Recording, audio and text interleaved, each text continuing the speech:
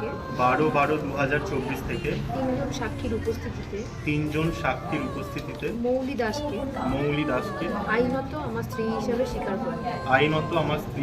স্বীকার করলাম। আসলে হবে না, দাদা থেকে বড় হিসেবে স্বীকার করলাম। এটাই বড় করাবো। বলো, আমি মৌলি দাস 12/12/2024 থেকে তিনজন সাক্ষীর উপস্থিতিতে নীলেন্দু পালকে আইনত আমার স্বামী হিসেবে স্বীকার করলাম। আর দাদা বলবো না,